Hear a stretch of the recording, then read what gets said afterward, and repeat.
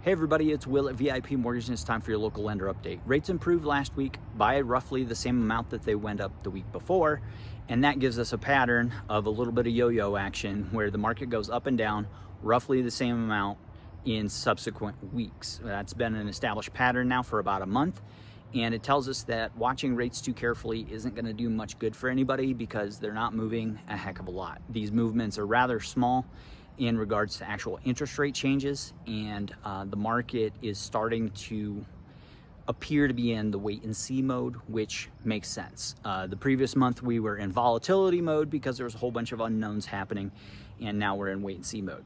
Over the weekend, one of the influential Fed board members gave comments, and those comments, he thought that unemployment was going to tick up near 5% in response to the tariffs. So that's an additional economic factor that is corresponding with the tariff impact on the economy that we haven't really seen much commentary or news about so far. I think it's an interesting speculation because the job numbers so far for the year have been much stronger than expected. So this would be a dramatic reversal in the job trends so far. That being said, it is jobs week. Keep in mind a couple of things. The government job numbers come out first, and the markets react to those headlines. The government numbers are a fancy algorithm that they've put together to actually estimate the numbers. The following day, ADP numbers will come out, which are based on real people, real jobs, and who got hired.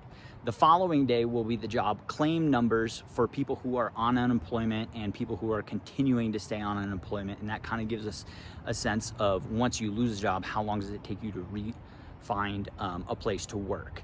So all of that is going to come out this week. It'll be very influential because these are the April numbers, and suffice it to say, a lot of the projections on the negative side of the ledger about what was going to happen because of tariffs didn't happen, and actually inflation numbers have been lower than expected, and we're getting pretty close to the 2% target range that the Fed has been waiting for.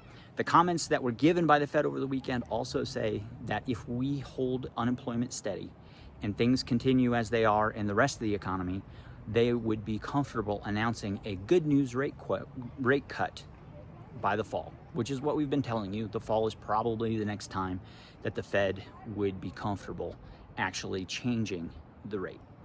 All of that goes into the hopper. Hopefully gives you some context and some things to share with your buyers to help alleviate some of the nervousness they may feel. The long and the short of it is things are smoothing out and inflation is trending in the right direction. It may take longer than we hoped for, but I think we are going to see finally some Fed rate cuts as early as the fall, but it may take a little bit longer.